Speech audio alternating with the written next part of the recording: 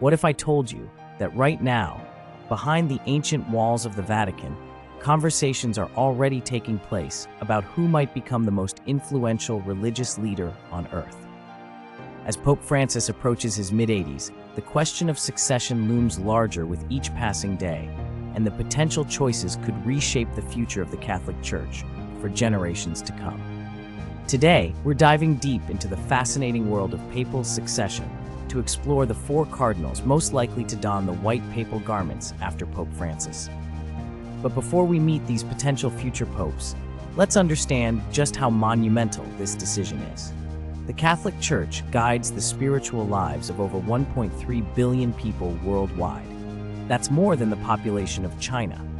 The next pope will not only lead this massive congregation, but also influence global politics, social issues, and interfaith relations.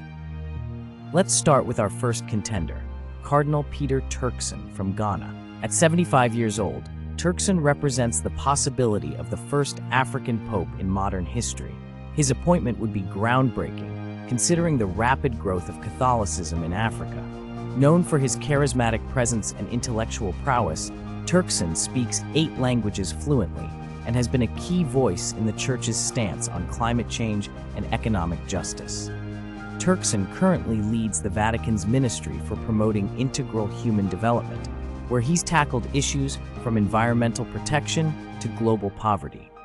His moderate views and diplomatic skills have earned him respect across different factions within the Church. Many see him as a bridge between traditional Catholic values and contemporary global challenges. Moving to our second contender, Cardinal Matteo Zuppi from Italy. At 68, Zuppi represents a younger generation of church leadership while maintaining deep connections to the traditional heart of Catholicism. As the Archbishop of Bologna, he's gained attention for his hands-on approach to ministry and his work with the poor and marginalized. What makes Zuppi particularly interesting is his reputation as a peacemaker. He's been involved in conflict resolution in various parts of the world, including recent efforts to mediate in the Ukraine crisis. His approach to leadership combines traditional Catholic teaching with progressive social engagement, making him appealing to both conservative and liberal Catholics. Our third contender is Cardinal Luis Antonio Tagle from the Philippines. At 66, he's often called the Asian Francis due to his similar pastoral style and emphasis on mercy and compassion. Tagle's potential election would acknowledge the growing importance of Asian Catholics, who represent a significant and growing portion of the global Church.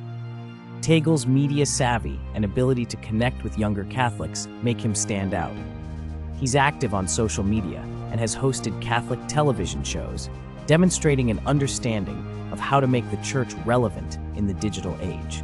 His experience leading the Vatican's evangelization office has given him valuable insight into the Church's global mission. The fourth contender is Cardinal Christoph Schönborn from Austria. At 78, he brings a wealth of experience and theological expertise to the table. As a former student of Pope Benedict XVI, Schönborn represents intellectual continuity with recent papal history while showing openness to addressing modern challenges. Schönborn has navigated difficult waters in dealing with church scandals and reforms in his home country.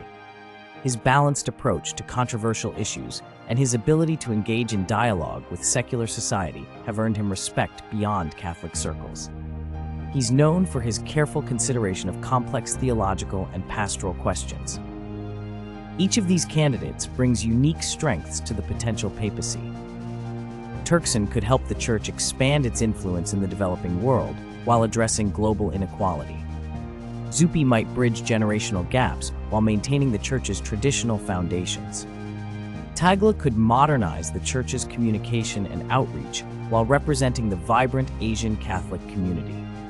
Schönborn could provide steady intellectual leadership while carefully guiding the Church through contemporary challenges. The selection of the next pope will happen through a carefully orchestrated process in the Sistine Chapel, where cardinals from around the world will gather in what's known as a conclave. They'll vote in complete secrecy until a 2/3 majority agrees on a successor. White smoke rising from the chapel's chimney will signal to the world that a new pope has been chosen. The choice will impact not just Catholics, but the entire world. The new pope will influence discussions on climate change, social justice, interfaith dialogue, and moral issues affecting billions of people. They'll need to address challenges like declining church attendance in the West, the growth of secularism, and the church's role in an increasingly digital world.